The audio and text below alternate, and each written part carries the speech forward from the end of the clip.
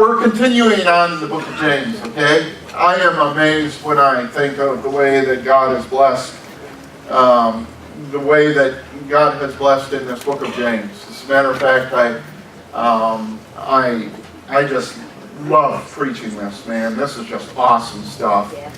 Of course, like I told you that I miss when I'm outside of the Gospels, not seeing Jesus, but I see Jesus all in this, because this is how Jesus reacts. And I think Jesus had something to do with writing all this stuff. So I think we're going to be okay. And today we're going to look at what it has to say. And you remember, if you go back in chapter 3, and just to do a little bit of backgrounds. He said, of course, we're going to back up a couple weeks, and we're going to talk about the fact that Chuck mentioned it in his prayer this morning, that faith is without works is dead, and that you can't have one without the other.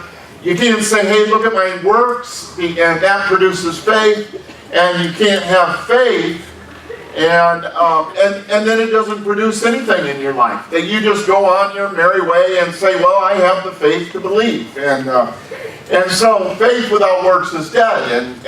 And then he goes on to put that into very, very, very simple form.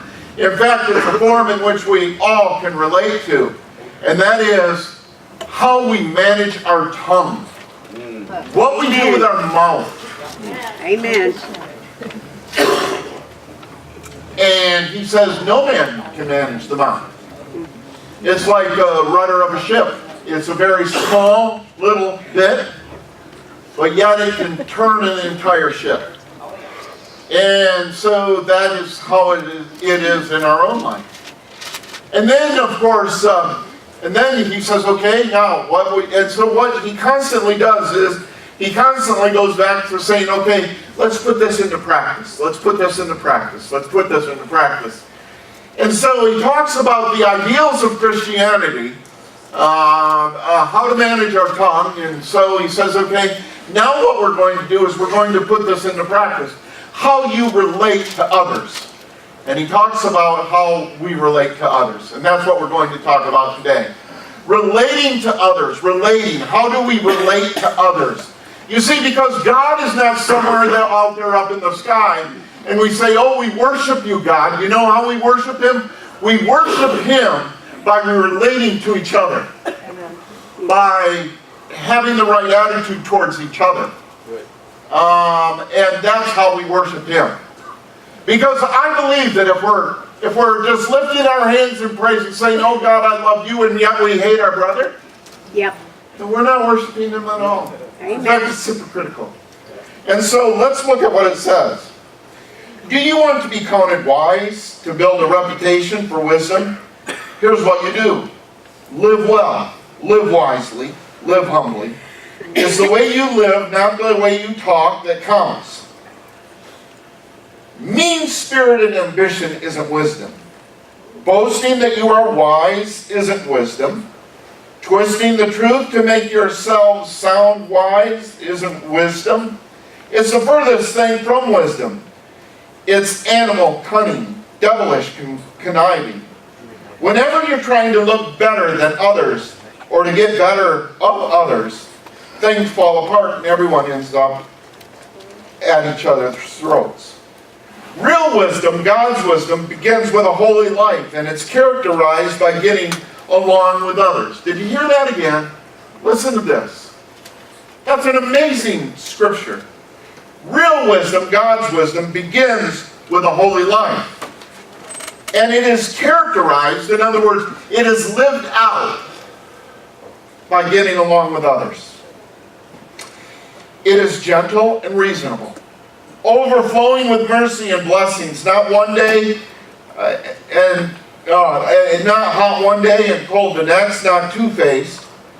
You can develop healthy, robust community that lives right with God and enjoy the results only if you do the hard work of getting along with each other. Treating each other with dignity and with honor. In the book of James, it says, one of those says, and those who are peacemakers will plant seeds of peace and reap a harvest of goodness. James says, every day in every relationship you're planting seeds of anger, of jealousy, peace, or confidence, or insecurity, whatever it might be. Many different kinds of seed, and we need to learn how to be wise in the way we act towards people. Often we treat people in very foolish ways, and we provoke the exact behavior of what we would normally like to see in them. James in this passage does three things. He defines real wisdom, then he shows how it differs from human wisdom, and then he details how it operates. The first thing he says is in verse 13. He says, wisdom is a lifestyle. It's not just here today, gone tomorrow. If you think of people that in your life that you think demonstrate real wisdom, you think, well, it seems like they've always been that way. They've always been wise. For example, my father-in-law, who I think is probably one of the wisest people I know, he was my youth pastor, and he was a smart guy. But not only was he extremely intelligent, he was also very, very wise in the way that he did things. Well, it seems like he'll be 92 this year in May, and it seems like he's always been wise. Always. It's a lifestyle that he has lived, and it's a lifestyle that has been characterized down through the years. And it has nothing to do with intelligence whatsoever, though he's a very intelligent man. As a matter of fact, he is the one that taught some of my children some math stuff when it surpassed me about the third grade. So he's always been very intelligent, but we're not talking about intelligence here. We're talking about wisdom. It has everything to do with your relationships and your character as an individual. Right. Listen to what it says. Who is wise and understanding among you? Let him show it by a good life, by deeds done in humility that comes from wisdom.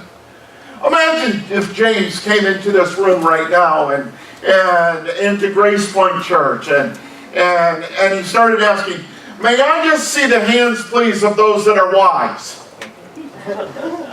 Now, you would be ridiculous if you rose your hand, if you showed your hand.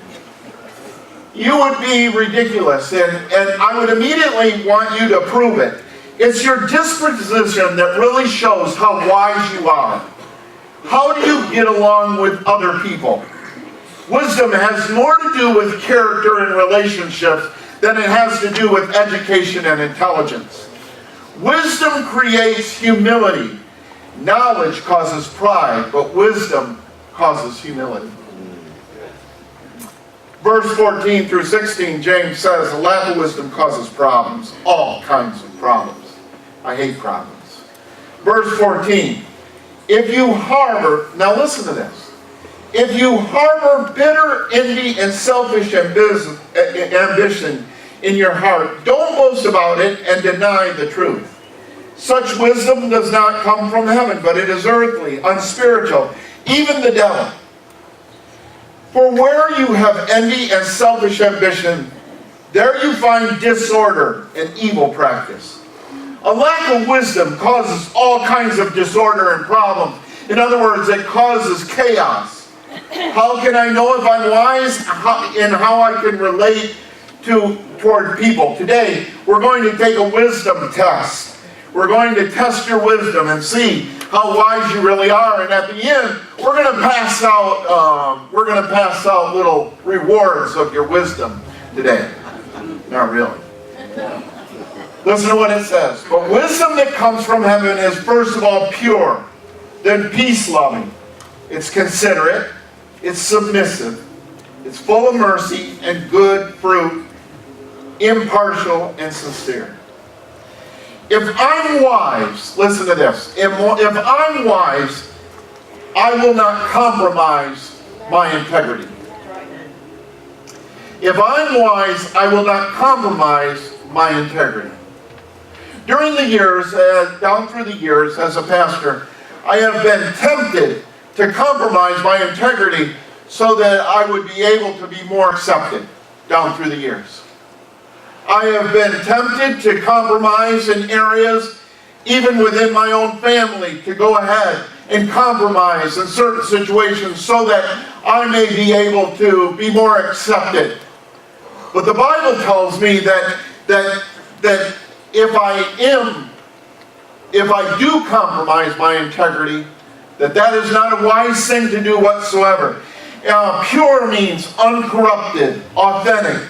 In 1 John 3:3, this word is used to refer to Christ's character, its integrity.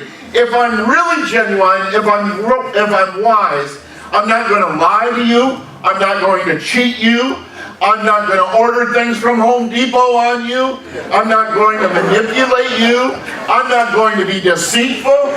I'll be a person of integrity, because all relationships are built on trust and respect of each other. Dr. Leonard Keeler, the man who invented the lie detector, tested 25,000 people and came to the conclusion that people are basically dishonest. I want you to stand just for a second. Just for a second. Oh, I know it's hard. Now I want you to look at your neighbor and say, liven up a little bit, would you? You're a great guy. Liven up a little. All right, you can be seated. There are two books of wisdom in the Bible, James in the New Testament, Proverbs in the Old. Proverbs 10:9 says, the man of integrity walks securely. He's not afraid of being found out because he doesn't say one thing to one group and another thing to another group. He's not a person to one person and then another person to another person. So if I'm wise, I will not compromise my integrity, not one single bit. I will not compromise my integrity. The second thing, if I'm wise, I will not antagonize your anger. I will not antagonize your anger. This is hard for me because I have to admit, there have been times in my life where I've kind of like to tick people off. Just ticks.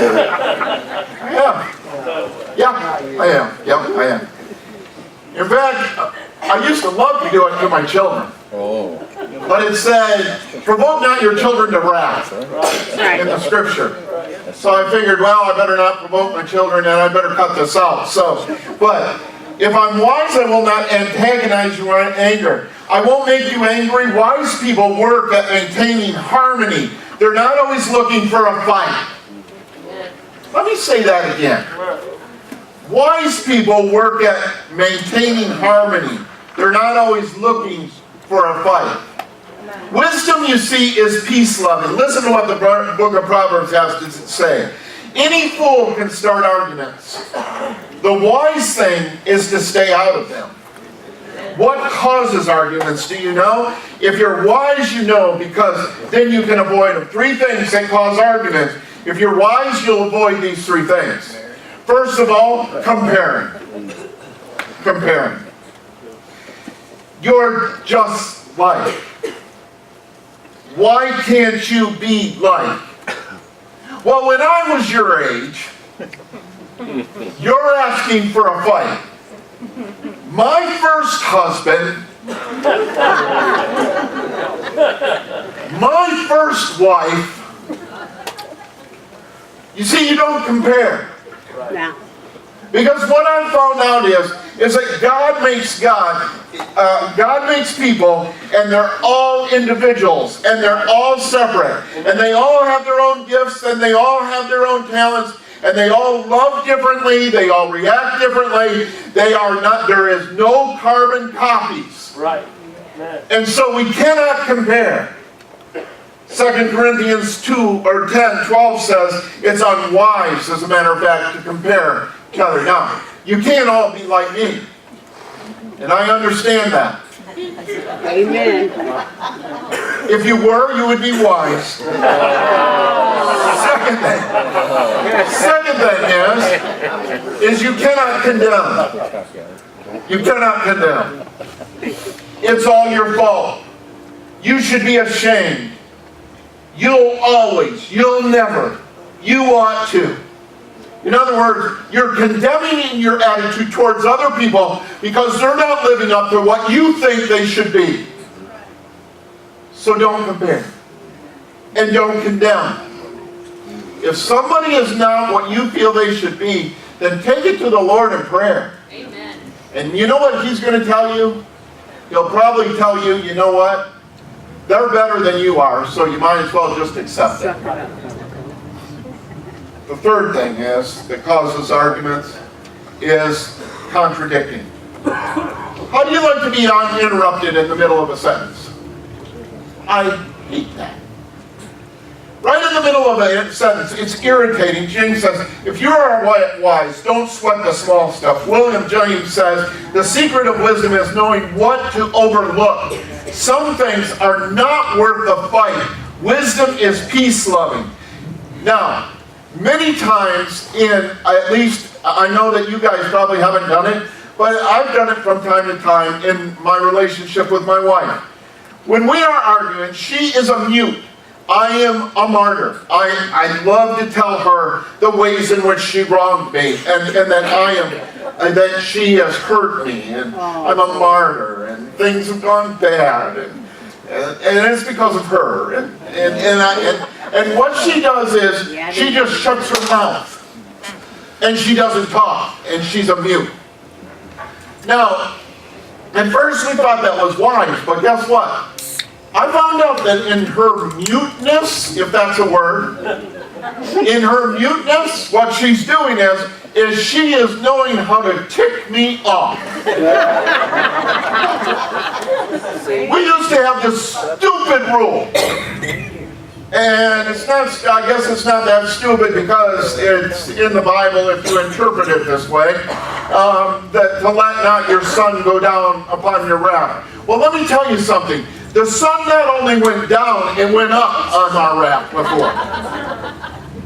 So we had to go through one day and then the next, and so we just kept going and going and going. And finally we decided that it would probably be better to say, listen, we will visit this in the morning or tomorrow sometime when we have clearer heads. And then you know what ends up happening? What ends up happening 9 times out of 10 is that by the next day when we sit down with logical heads and we're not all in the middle of a heated battle, guess what ends up happening? We end up saying, what in the world were we disagreeing about? Mm-hmm. And why was this such a hard thing for us? You see, there's not many things I'm going to die on. Not many hills that I'm going to die on anymore. After 58 years, I discovered that there's just not that much in this world that I'm going to give my life for. It's just not much. Probably give my life for family. Probably give my life, I know I'd give my life for Jesus. Give my life for my wife, who is my family. A few friends, not everyone, but I'd probably give my life for a few of them. But there's just not that many that many things in life that I would give my life for. If I'm smart, I'm wise in relationship, I won't compromise my integrity, I won't antagonize your anger, and Proverbs says, a wise man controls his temper. He knows that anger causes mistakes. How many of you have ever done something stupid in anger? Amen. How many's breathing? Third thing, you're talking about it right now. You can remember. See, you're interrupting my sentences here. That's okay because you're responding to the message, which is a great thing. I don't want you to just sit there and just well, anyway. If I'm wise, I won't minimize your feelings. Wisdom is considerate, and considerate means mindful of the feelings of others. There is a common mistake that if I don't feel the way you're feeling, then your feelings must be invalid.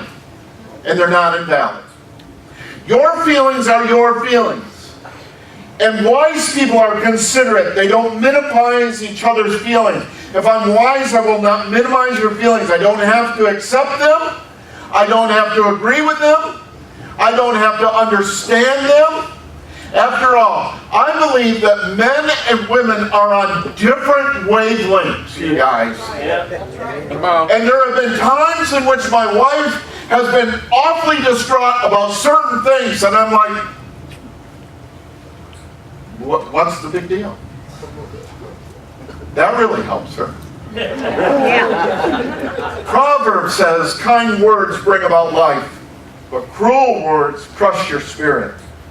Often we belittle other people's feelings. The fourth thing is, if I'm wise, I won't criticize your decisions or your suggestions. A wise person can learn from anybody. He's not defensive. He's open to reason. Wisdom is submissive. The word is used only one time in the New Testament. It really doesn't mean submissive. It really means that you're reasonable, willing to listen, willing to be open. Are you reasonable as a person? The Bible says, if you're wise, you're reasonable. You're open to suggestions. I have found out, even in the middle of an argument, that I can learn, even if it's the most ridiculous argument in the world. You see, I might be 99% right, and the other person only be 1% right. But what I try to look for is that as believers in Jesus Christ, we are seekers after the truth, right? Yes. So I don't look for the 99% that I'm right. I look for the 1% truth that they're right. Good. Okay. And that's wisdom, I believe. New pastor preaches the first day. When it's over, this is a funny story. You'll like this. A new pastor preaches the first day. When it's over, a guy walks out and says, Pastor, that sermon stunk. Pastor is trying to be real open about it and reasonable and wise. What didn't you like about it? In the first place, you read it. In the second place, you read it poorly. In the third place, it wasn't worth reading in the first place. That's pretty harsh. Another guy walks out right behind him and says, don't listen to old Jim. He just repeats what he hears everybody else say.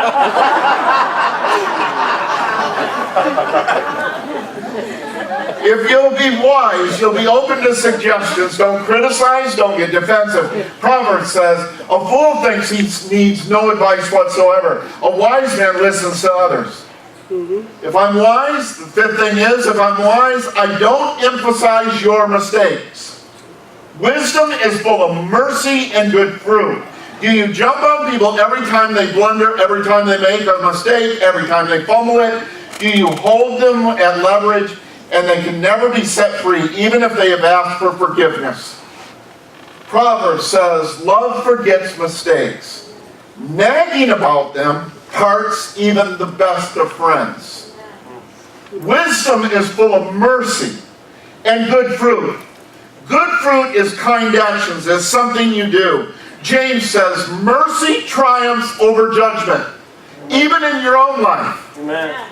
So when you're wondering if you should give mercy or if you should judge, first of all, you never judge. You shouldn't ever judge. But there are times in our life where we get by with it. We say, we're inspecting the fruit that they bear.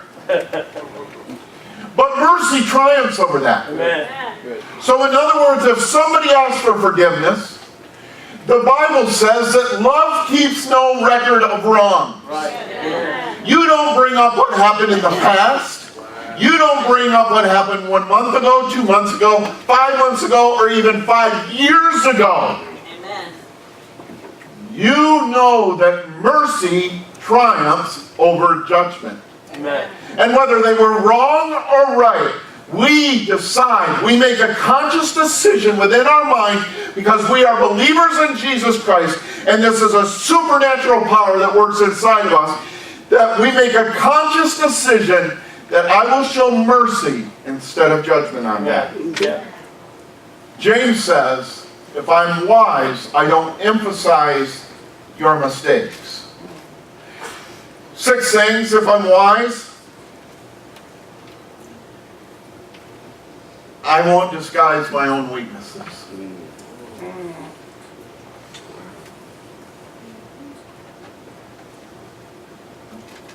What is that core value that we have? Be authentic. And I know that there's probably people in here that have never sinned. I'm sure of that. I'm sure there are people in here who have never made a mistake. Never, ever. Not in your entire life. You've been perfect all the way through. And I'm certain there's people that have said things they wish, or have never said things that they wish they would have never said.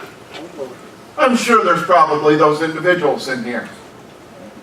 There's a Greek word for that, and it is interpreted poppycock. That's ridiculous. Wisdom is impartial and sincere. The 2 words in Greek really do sound similar. They sound like hypocrite. And that is where we get the word, it means without hypocrisy. James says if you're smart and wise, you're not a phony. I remember when I was first pastoring. And of course, I have this reputation of going a little bit too far in my openness, and I've had that all the way through on 30 years, which will be 30 years this Father's Day, and I'll be in the ministry. Can you believe that for a 29-year-old man? I've been in the ministry 30 years on Father's Day. Anyway, I had the same problem. the whole, you do? Shouldn't lie, you fry if you lie. So anyway,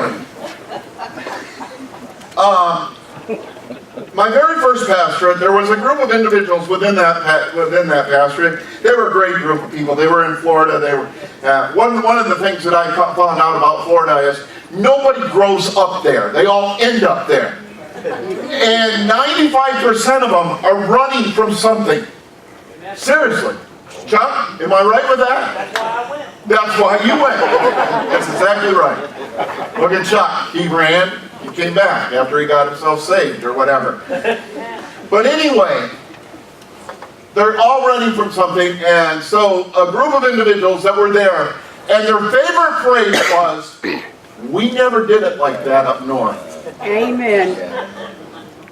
And of course, They say. I was young, I didn't want it, I didn't say it, I held my tongue, but I wanted to say, I don't care how you did it up north. I didn't, but I wanted to. Anyway, this group of individuals got together and they decided, you know what, there are some things, and they told me, and I tried to listen to them and tried to gather wisdom, and they said, you know, you just share too much from the pulpit. You're too open. You're too transparent. You admit when you do things wrong, and we don't want that as a bit. We want a perfect pastor. Oh, boy. No. Now, they didn't say they wanted a perfect pastor, because they were all perfect people, you see, because they learned that up north. But they wanted a perfect pastor. I said, well, I'm sorry, you guys, you ain't going to get it. And one of the things that I found out, especially when I came to Covington first, my father-in-law said to me, you can do one of two things. You can either go there and not be yourself, and there will be people that don't like the person that you have become. Or you can go there and be yourself, and people won't like that person either. Right. So you might as well go and be yourself. Right. So I just made the decision that I was going to go and be like myself. Right. Amen. And so I decided that that as the Lord led, that I was going to preach on subjects that mattered. I felt like they mattered, and so I'll never forget. I toiled over this because I would have never gotten away with this in Florida. First of all, they all had blue hair, and they all were a little bit older, and so I toiled and toiled. You ask LeVon how I toiled. I toiled and toiled over the fact that I was going to preach a series of messages on sex. Oh, boy. Now, I want to tell you that there were individuals who came to me at that time at Covington First. There was another church that was about a mile away. And they had decided that since I was preaching on something that they never dealt with, but they had children, that they were going to go up to the church a mile away. I'll not tell you who that was for. Some of you old timers can almost guess, Yeah. but I'll not tell you who they were. So they went up to the church, and Pastor Dillon was up there, I think. I don't know if Pastor Dillon was up there yet. But I just decided that if we were going to deal with things, we were going to be authentic in what we dealt with. Come on. And I want to tell you, that is something that in our society, even 20 years ago, 25 years ago, that we have dealt with. Right. And we've tiptoed around it. In fact, I don't even think I called it sex. I think I called it sexuality, because that made it soften the blow a little bit. You know, it wasn't quite as bad. Sexuality instead of sex. Now, it'll go out of here for the third week in a row. Your husband was X-rated this morning. Anyway, there was a gal, right? I was making the point about, and we had PowerPoint back then, and I was making a point about how the government tells us that we should use condoms as opposed to any other kind of birth control. And so, because of the spread of HIV back at that time. So I was making the point about how small the HIV virus was compared to a sperm cell, right? And how the HIV cell could go through a condom and a sperm cell could not go through a condom. I was making that point. It was a good point.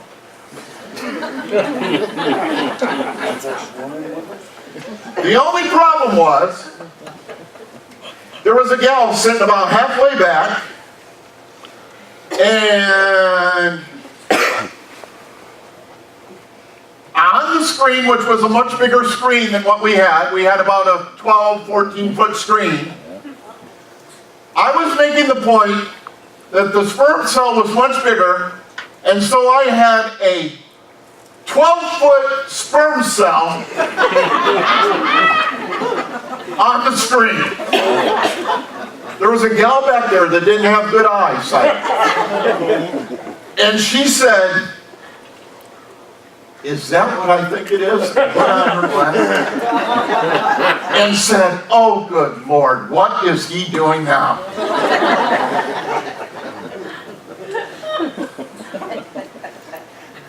But you see what, you guys? We are going to be authentic. We are going to be real. We're going to deal with the subjects that are real, that are pertinent today, in this society, right here, right now. Come on, Pastor. We're not going to get up into the heavens and talk about all the heavenly realms, and we're not going to get all wrapped up into that unless you're into that. But we're going to talk about the subjects that walk out in human life right now. Come on, Pastor. Come on. Yes. You will never succeed in life if you try to hide your sins. That's right. It's dumb to pretend that you're perfect, that Amen. you've got it all together. Amen. If you were to start telling people what your weaknesses are, They're not going to be shocked because guess what? They already know. Come on. Everybody knows your weaknesses. Why do we walk around pretending that they don't exist? If I'm wise, I won't disguise my weaknesses. Listen to this.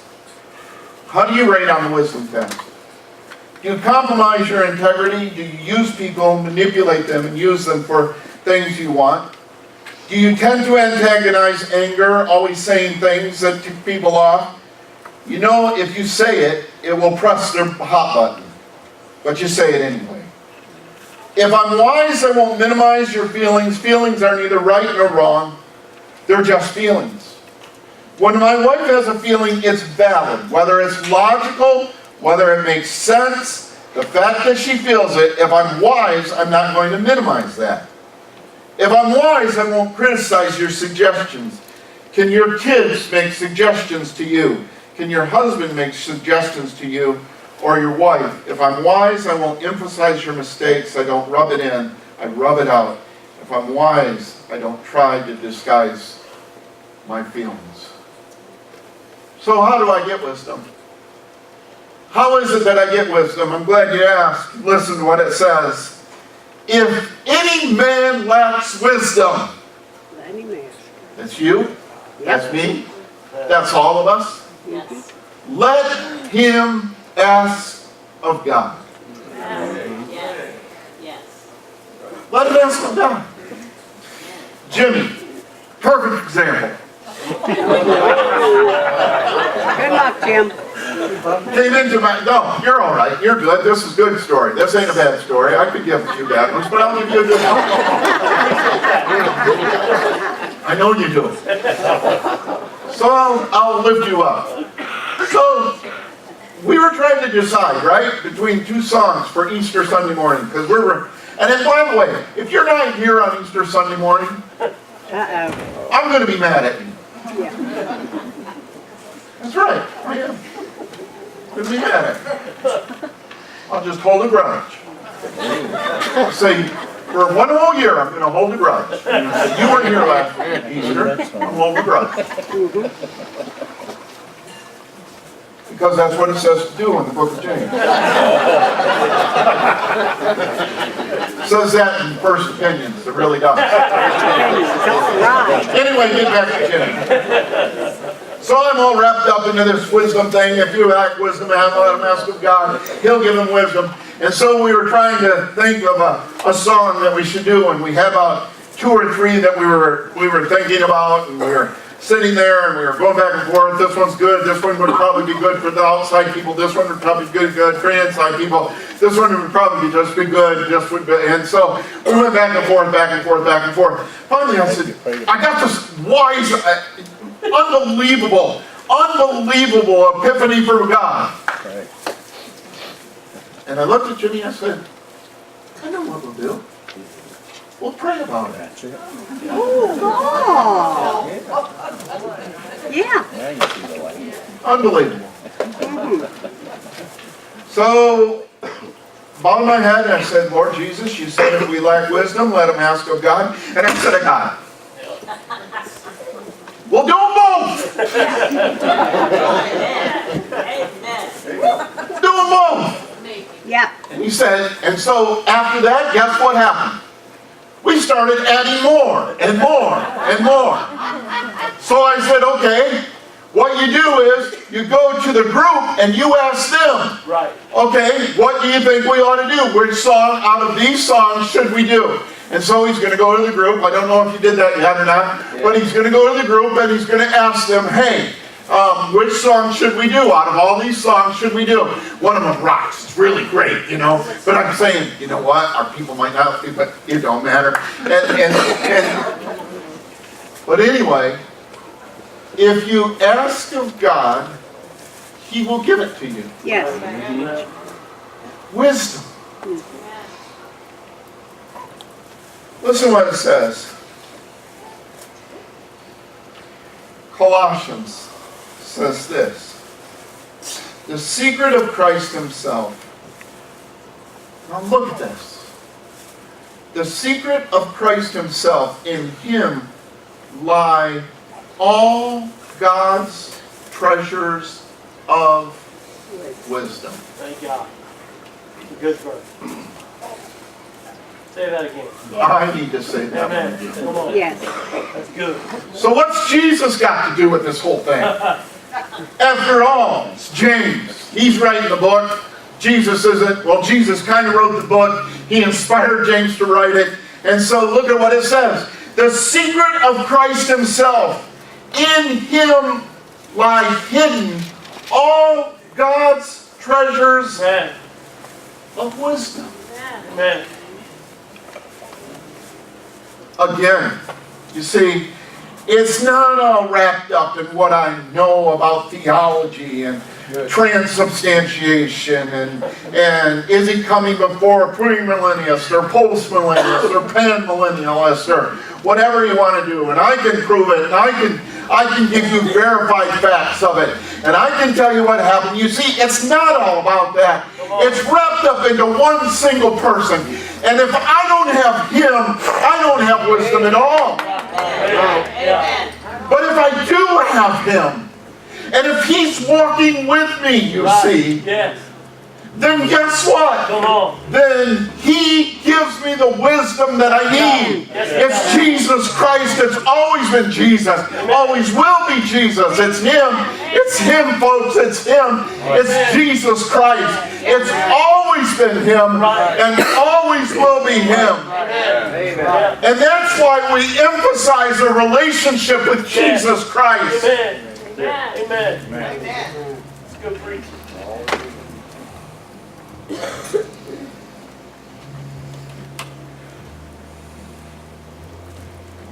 Love people with all my heart. And I put his wisdom in my mind and in my heart. It's good. The wisest thing I ever did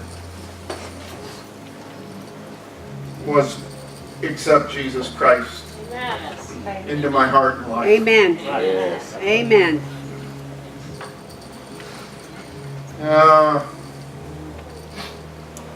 I didn't live too good. I went to church. And I understood all about church. I knew all about it.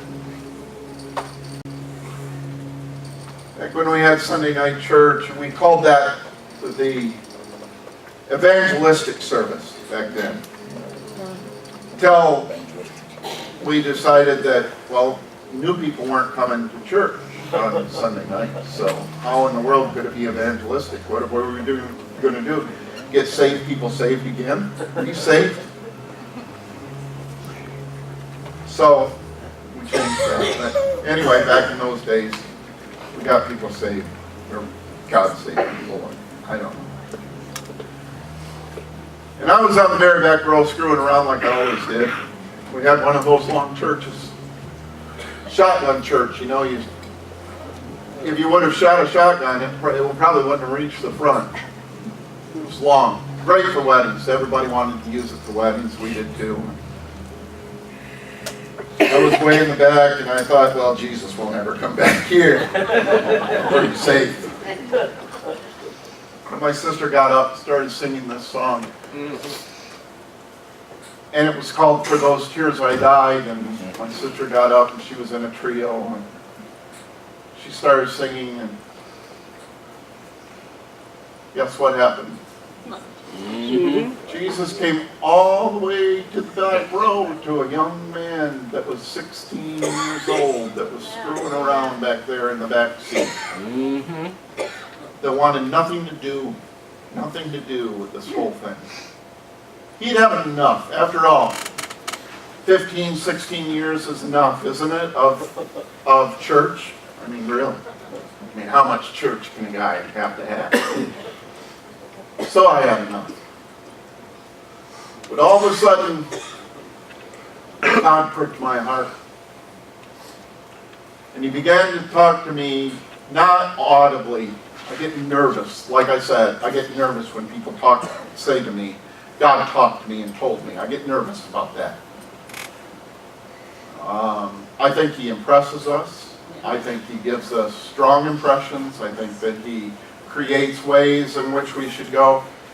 But even at my salvation, I mean, he was impressing on me, buddy, you better hit your knees and hit that altar and accept Jesus Christ into your personal life. And so I walked from the very back of that place to the very front of that place, and I gave Jesus Christ my life. And it was the wisest decision. I made the wisest decision I ever made when I was 16 years of age. Amen.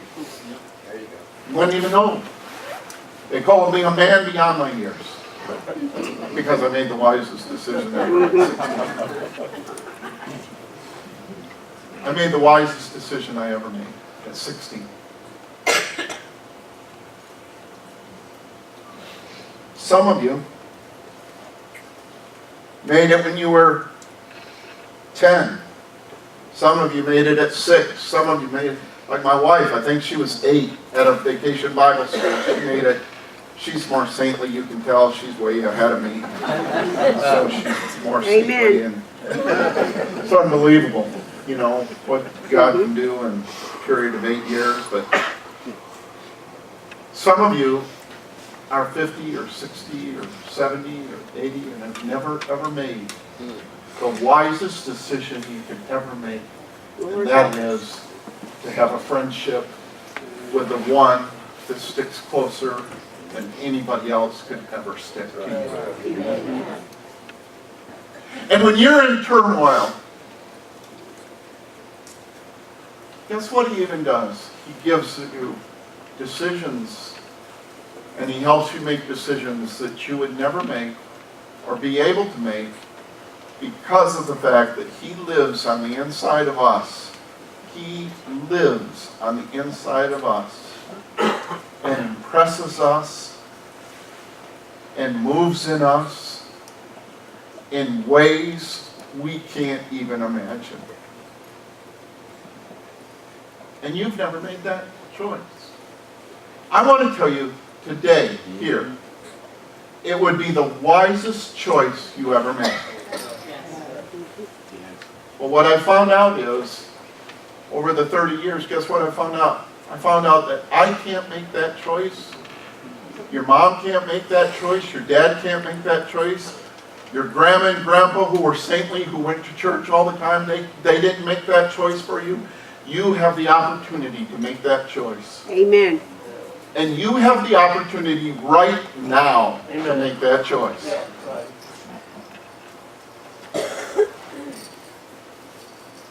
Will you take just a moment to bow your heads with me?